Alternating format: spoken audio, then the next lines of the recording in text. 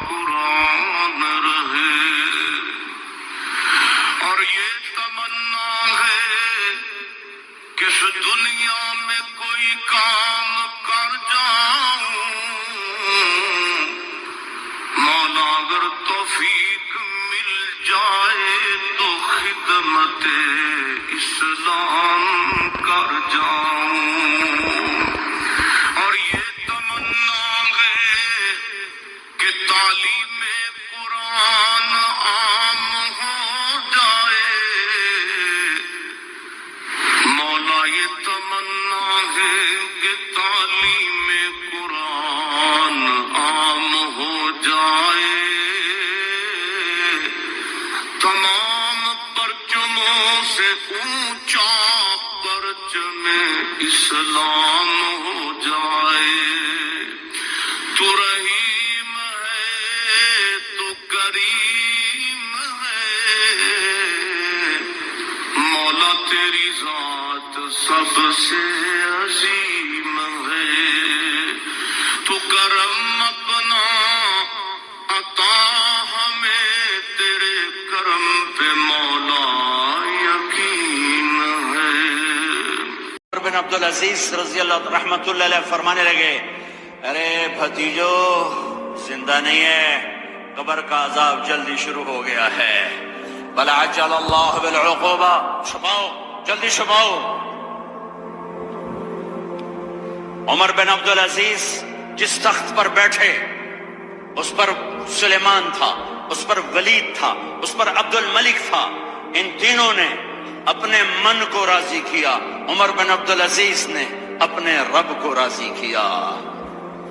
جب عمر بن عبدالعزیز کا وقت آیا مرنے کا تو انہوں نے بلایا رجا بن حیوہ سے، فرمایا کہ میں نے عبد الملک بن مروان چاچا بھی تھے سسر بھی تھے، ان کی بیٹی فاطمہ سے شادی ہوئی تھی، میں نے اس کو قبر میں اتارا، کفن کی گرہ کھول کے دیکھا تو اس کا چہرہ قبلے سے ہٹ چکا تھا، رنگ کالا سیاہ پڑ چکا تھا۔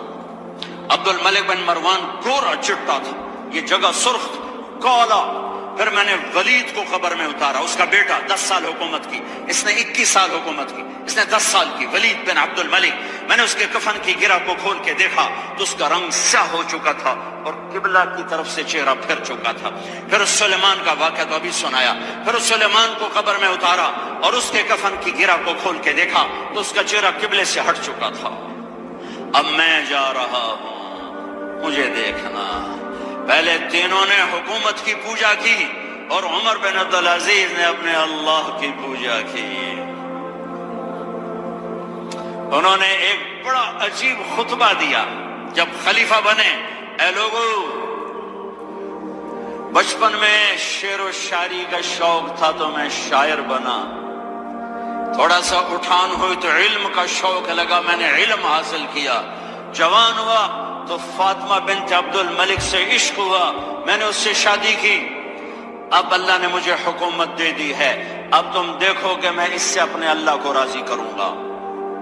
ہمارے حکمران تو ووٹ سے آتے ہیں اور چلے جاتے ہیں 4-5 سال کے بعد، ان کی وراثت میں حکومت آ رہی ہے اور 3 بر اعظم پر حکومت ہے، اور ایسا روب دبدبہ ہے بنو امیہ کا، کوئی ان کے سامنے سر نہیں اٹھا سکتا، اور یہ بندہ 2 سال 2 مہینے 3 بر اعظم میں زکوٰۃ لینے والا کوئی نہ بچا، 3 بر اعظم میں سوال کرنے والا کوئی نہ بچا، 3 بر اعظم میں ظالم کوئی نہ بچا، 3 بر اعظم میں مظلوم کوئی نہ بچا، لیکن خود کیسا رہا؟ گھر آئے، فاطمہ بڑے اچھے دن گزرے ہیں، اب امتحان ہے، میں تیرا حق نہیں ادا کر سکوں گا، طلاق لینی ہے میں حاضر ہوں، ساتھ دینا ہے تو میرے اپنے حق معاف کرو، اپنے حق معاف کرو۔ فاطمہ جیسی عورت انسانی تاریخ میں کوئی نہیں آئی، سیاسی لحاظ سے، سیاسی، دادا مروان بادشاہ، باپ عبد الملک بادشاہ، بھائی ولید بادشاہ، دوسرا بھائی سلیمان بادشاہ، تیسرا بھائی ہشام بادشاہ، چوتھا بھائی یزید بادشاہ، اور اپنا خامن بادشاہ، 7 نسبتوں سے یہ عورت شہزادی ہے۔ کائنات انسانی تاریخ میں اتنی بڑی عورت کوئی نہیں آئی، سیاسی۔ فاطمہ کہنے لگی عمر میں نے سکھ کے دن تیرے ساتھ گزارے ہیں، دکھ میں تجھے چھوڑ کے نہیں جاؤں گی، جاؤ میں نے اپنے سارے حق معاف کیے۔ پھر حضرت عمر بن عبدالعزیز کی راتیں اور دن کیسے گزرے؟ فاطمہ بنت عبد الملک فرماتی ہیں 2 سال 2 مہینے میں وہ میرے بستر پر میرے ساتھ نہیں لیٹے، انہیں غسل کی ضرورت نہیں پیش آئی، مصلے پہ بیٹھتے اور روتے روتے روتے وہیں سو جاتے اور روتے روتے وہیں سے اٹھتے، پر 3 بر اعظم میں ظالم کوئی نہ بچا، مظلوم کوئی نہ بچا، زکوٰۃ لینے والا کوئی نہ بچا، بھکاری بھیک مانگنے والا کوئی نہ بچا، 3 بر اعظم کو ایسے صاف کر دیا۔ یہ فیصلہ آباد بھی ان کی حکومت میں شامل تھا، چونکہ ملتان وہ بمبئی تک اور ملتان دیپال پور تک یہ سارا علاقہ ملتان میں آتا ہے، اور محمد بن قاسم نے ملتان فتح کیا ولید کے زمانے میں۔ اپنی حکومت کو اللہ کی رضا کے لیے استعمال کیا۔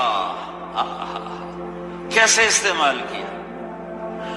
سارے مال فاطمہ کا سارا زیور بیت المال میں ڈال دیا،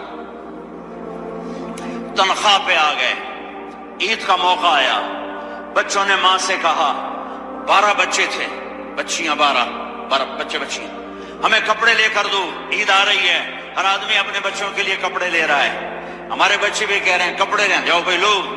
فاطمہ کے پاس عمر 3 بر اعظم کے بادشاہ کے بچے آ رہے ہیں، ماں جی عید آ رہی، کپڑے تو لے دیں، ابا سے کہیں، کہ ابا سے بات کرتی ہوں۔ ابا تشریف لائے، خزانے لبالب بھرے ہوئے گندم کے ڈھیر کی طرح، کہ امیر المومنین بچے کپڑے مانگ رہے ہیں۔ فاطمہ میرے پاس تو پیسے نہیں، میں کہاں سے کپڑے لے کر دوں، میرے پاس تو پیسے کوئی۔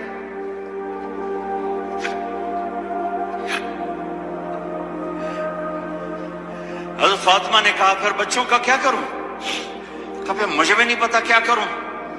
اس کے پہلے 3 حکمرانوں نے لوٹ مار کے بازار گرم کیے، ظلم و ستم کے پہاڑ توڑے، اور آج اسی خزانے پہ ایک شخص بیٹھا ہے جو اللہ کو راضی کرنے کے جھنڈے گاڑ رہا ہے۔ تو فاطمہ نے کہا آپ ایسا کریں، اگلے مہینے کی تنخواہ ایڈوانس لے لیں، اس سے میں اپنے بچوں کو کپڑے لے دیتی ہوں، اور گھر کا خرچہ میں مزدوری کر کے گھر کی روٹی چلا لوں گی۔ ارے اپنی تاریخ پڑھو، صرف ڈرامے ہی نہ دیکھتے رہ جاؤ، صرف گانے ہی نہ سنتے رہ جاؤ، اور بھی دکھ ہیں زمانے میں محبت کے سوا، راحتیں اور بھی ہیں وصل کی راحت کے سوا۔ انہوں نے اپنے بلایا وزیر خزانہ مزاحم، اپنا ہی غلام، ہاں بھائی مزاحم ہمیں بچوں کے کپڑے چاہیے، تو اگلے مہینے کی تنخواہ ایڈوانس مل جائے۔ وہ کہنے لگے امیر المومنین آپ مجھے لکھ کر دے دیں کہ آپ 1 مہینہ زندہ رہیں گے، میں آپ کو تنخواہ دے دیتا ہوں۔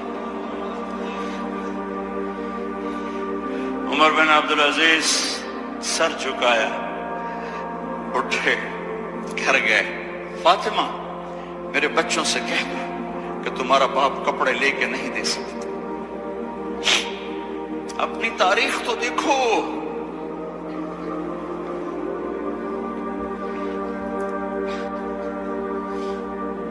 عید کا دن آ گیا،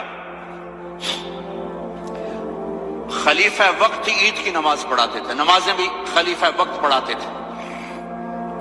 بنو امیہ کا خاندان ملنے کے لیے آ رہا ہے، سارے سرداروں کے بیٹے اعلیٰ پوشاک، اعلیٰ لباس، ملنے آ رہے ہیں۔ تھوڑے دیر بعد دیکھا تو بچے بھی ملنے آ رہے ہیں، امیر المومنین کی حیثیت سے بچے باپ کو ملنے آ رہے ہیں، اور ان کے جسموں پر پرانا لباس ہے۔ حضرت عمر انہیں دیکھ کر ادھر اپنے سرداروں کے بچے دیکھے تو زرق برق پوشاکیں، اپنے بچوں کو دیکھا۔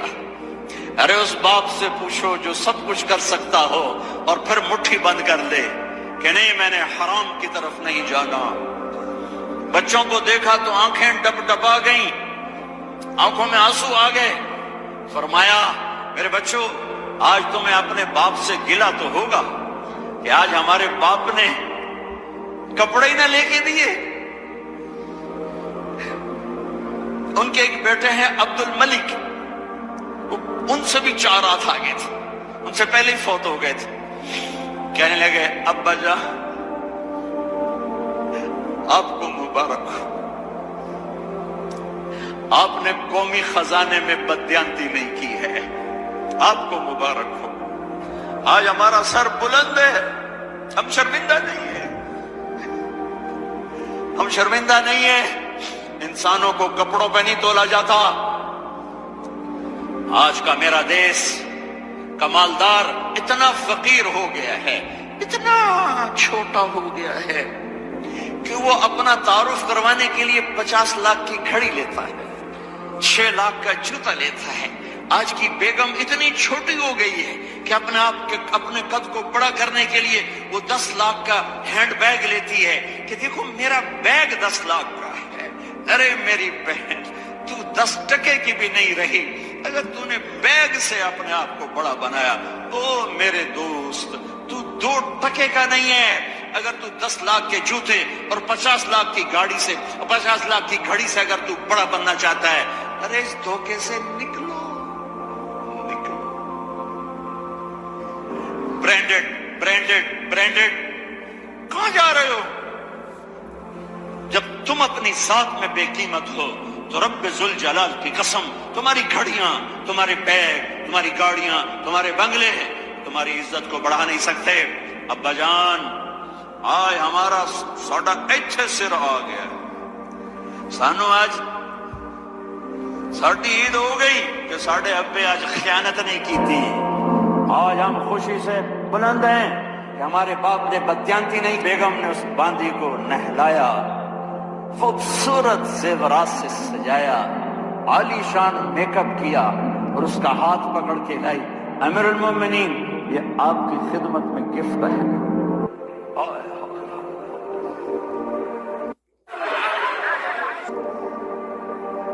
اس کو یوں دیکھا، فرمایا کہاں سے آئی تھی؟ کہا جی عبد الملک نے کوفے سے مجھے زبردستی اٹھوایا تھا. تو 2 آدمی بلائے کہ جاؤ اسے اس کے مالک کے پاس واپس بھیج دو. وہ کہنے لگی این وجدک علی یا امیر المؤمنین. امیر المؤمنین آپ کا عشق کہاں گیا جو میرے ساتھ تھا؟ تو عمر کی آنکھیں بھر آئیں. کہا وہ پہلے سے بھی زیادہ ہے لیکن تمہیں اللہ کے لیے قربان کرتا ہوں، میں اپنے عشق کو اللہ کے لیے قربان کرتا ہوں. ہاں اب اللہ نے صلہ کیا دیا. جب انتقال ہوا ہونے لگا تو بلایا رجا کو، جو میں بات پہلے چھوڑ کے ادھر ان کی تھوڑی سیرت بتائی کہ رجا اب میں مرنے لگا ہوں. عبد الملک کالا ہو گیا تھا، ولید کالا ہو گیا تھا، سلیمان کالا ہو گیا تھا. یہ کیوں کالے ہوئے تھے؟ یہ بے نمازی نہیں تھے، بدکاری نہیں کرتے تھے، کسی کی طرف ان کی میلی آنکھ نہیں اٹھی کبھی. یہ ظالم تھے، ظالم انسانوں کا خون پیا، مال میں خیانت کی. اس پر اللہ نے چہرے پھیر دیے. آج عمر بن عبدالعزیز جا رہا ہے، کہتے کو میں جا رہا ہوں، مجھے دیکھو میرے ساتھ کیا ہوتا ہے. ان کا انتقال ہوا، ان کی میت قبر کے کنارے رکھی گئی اور اب نیچے اتارنا ہے. سلیمان کی میت کو اتارنے لگے تو ہلنے لگا اور عذاب قبر پہلے شروع ہو گیا. عمر کی میت کو جب قبر کے قریب کیا گیا ایسے ہوا کا جھونکا آیا، ایک پرچہ ایسے لہراتا ہوا یوں آیا یوں آیا یوں آیا اور عمر کے سینے پر گر گیا. لوگ اکٹھے ہو گئے، پرچے کو کھول کے دیکھا گیا تو اس پہ لکھا تھا بسم اللہ الرحمن الرحیم براءۃ من اللہ لعمر بن عبد العزیز من النار. یہ پروانہ ہے اللہ کی طرف سے اس کے بندے عمر کے لیے کہ اسے جہنم سے نجات کی خوشخبری سنا دی جائے۔ مرنا ہو تو یوں مرو، اللہ ایسی موت دے دے۔ کہتے ہیں میں نے ان کو قبر میں اتارا، جب قبر میں اتارا تو کیا دیکھا؟ میں نے کفن کی گرہ کھولی تو چہرہ قبلے کی طرف فٹ، اور یوں لگا جیسے 14ویں رات کا چاند قبر میں اتر آیا۔ میرے بھائیوں بہنوں، اپنے اللہ سے صلح کر لو، اپنے اللہ سے صلح کر لو، اس کے محبوب مصطفیٰ صلی اللہ علیہ وسلم کی غلامی میں آ جاؤ، آ جاؤ، آ جاؤ۔